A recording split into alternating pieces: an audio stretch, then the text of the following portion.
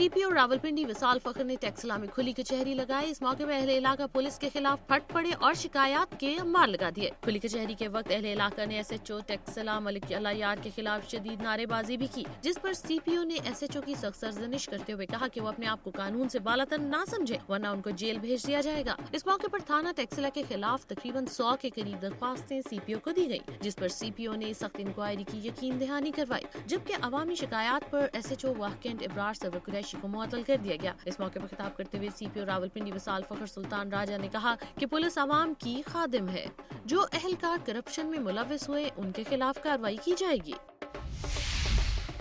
फूलनगर में पुलिस ने government boys degree college को शहर से बाहर मुंतकिल करने के खिलाफ मुजाहरा करने वाले तलबा पर लाठियां बरसा दी, जिससे मुतादिद तलबा जख्मी हो गए। कॉलेज के सैकड़ों तलबा तालीमी इदारे को शहर से 2 किलोमीटर दूर मुंतकिल करने के खिलाफ मुल्तान रोड ब्लॉक करके मुजाहरा कर रहे थे, जिस पर पुलिस ने वहशियाना तशद्दुद किया। तशद्दुद से मुतादिद तलबा जख्मी होकर जमीन पर गिर पड़े और बाद में मुंतशिर हो गए। तलबा का कहना था कि अगर मुतालबात मंजूर न हुए तो एहतजाज का दायरा वसी कर दिया जाएगा। दूसरी तरफ शहर के समाजी हलकों ने भी तलबा की हिमायत करते हुए कहा कि मुकामी जमींदारों ने अपनी जमीनों की कीमतें बढ़ाने के लिए जंगल में कॉलेज बनाने का ढोंग रचाया है, जो काबिल कबूल नहीं। उन्होंने पुरअमन तलबा पर पुलिस का तशद्दुद की मजम्मत करते हुए मुलविस एहलकारों को फौरी मुअत्तल करने का भी मुतालबा किया।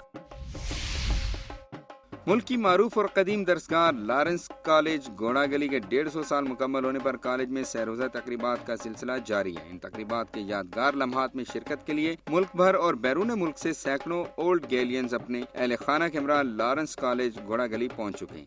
लॉरेंस कॉलेज घोड़ा गली की 150 साल तकरीबात के मौके पर महकमा डाक पाकिस्तान ने 8 रुपए मालियत के डाक टिकटों का भी इजरा किया है। कॉलेज में तकरीबात के हवाले से मुख्तलिफ सीनियर्स के स्टॉल लगाए गए हैं।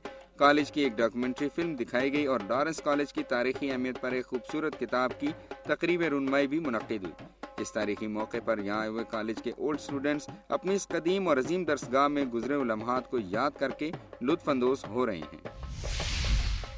टाउन म्यूनिसिपल कॉर्पोरेशन गुजरखान की जानिब से गुज़िश्ता रोज करोड़ों रुपए मालियत के ठेकों के लिए टेंडर खोले गए। गुज़िश्ता रोज TMA गुजरखान की जानिब से 9 करोड़ 94,07,000 रुपए के टेंडर के इश्तारात अखबारात में शाया कराए गए थे। इस सिलसिले में administrator TMA DDOR Saif Anwar Jabba और टेंडर ओपनिंग कमेटी की मौजूदगी में गुज़िश्ता रोज टेंडर खोले गए, जिस पर तमाम ठेकेदारों ने एतमाद का इजहार किया और इस कार्रवाई में भरपूर अंदाज में हिस्सा लिया। याद रहे कि 264 टेंडर जारी किए गए थे। ओपन टेंडर की बोली होने की वजह से TMA को 1 करोड़ रुपए से जायद की बचत हुई। सुबह पंजाब से मौसूल होने वाली अहम रिपोर्ट्स और खबरें आपने मुलाहिजा की। अब आपको लिए चलते हैं मरकज़ारों की सरजमीन गिलगित बल्तिस्तान की तरफ और नजर डालते हैं इलाके की अहम रिपोर्ट्स और खबरों पर।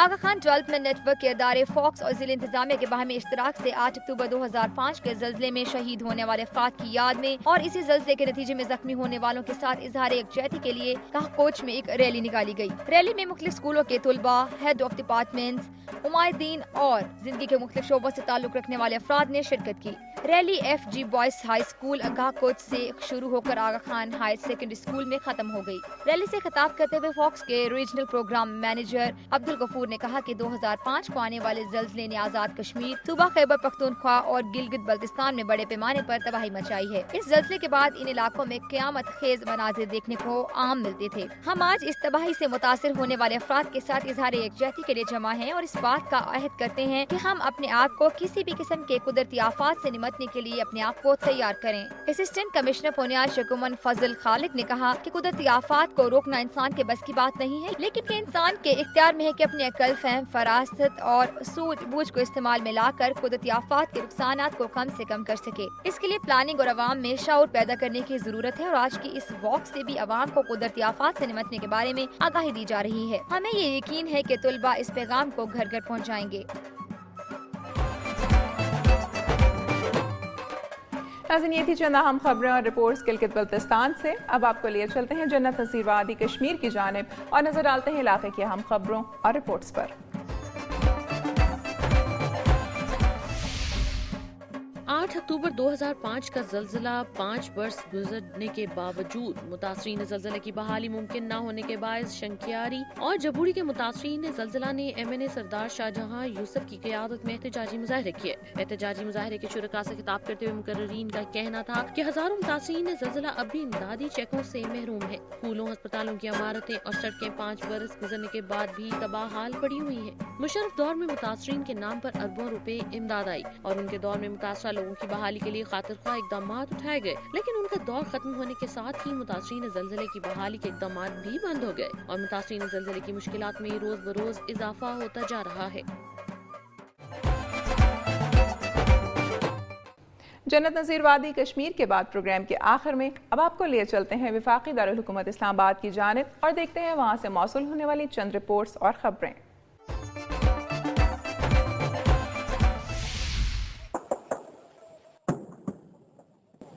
ستمبر 2010 کے آخری ہفتے میں نیٹو اساف افواج نے پاکستانی حدود کی 3 مرتبہ خلاف ورزی کی. پہلے حملے میں 30 سے زائد افراد جاں بحق ہوئے، جبکہ دوسرا حملہ ایک پاکستانی چیک پوسٹ پر ہوا جس میں 2 فرنٹیئر اسکاؤٹ شہید جبکہ 3 زخمی ہو گئے. حملوں پر پاکستان کی عسکری اور سیاسی قیادت کی جانب سے انتہائی سخت رد عمل سامنے آیا. زبانی احتجاج تو پہلے 2 حملوں کے بعد بھی کیا گیا تھا، تاہم تیسرے حملے کے بعد نیٹو کی سپلائی لائن بند کر دی گئی. افغانستان میں موجود 1 لاکھ سے زائد نیٹو افواج کو 75% سے زائد سامان پاکستان کے راستے بھیجا جاتا ہے. پاکستان سے جانے والے ہزاروں نیٹو کنٹینرز پر کوئی ٹیکس عائد ہوتا ہے اور نہ ہی ان کی تلاشی لی جاتی ہے. پاکستان سے نیٹو سپلائی لائن کا رک جانا افغانستان میں امریکی اور اتحادی افواج کے لیے ایک بڑا دھچکا تھا. نیٹو سامان کی ترسیل کے لیے دیگر تمام آپشنز کہیں مہنگے اور دشوار ہیں. نیٹو حملوں کی مشترکہ تحقیقات کے بعد نیٹو اور امریکہ نے ان واقعات پر پاکستان سے معافی مانگی اور آئندہ ایسے کسی واقعے کے نہ پیش آنے کی بھی یقین دہانی کروائی گئی. ایڈمرل مائک ملن نے ایک خط کے ذریعے army chief general Ashfaq Pervez Kayani سے پاکستانی فورسز کے جوانوں کی شہادت پر تعزیت بھی کی،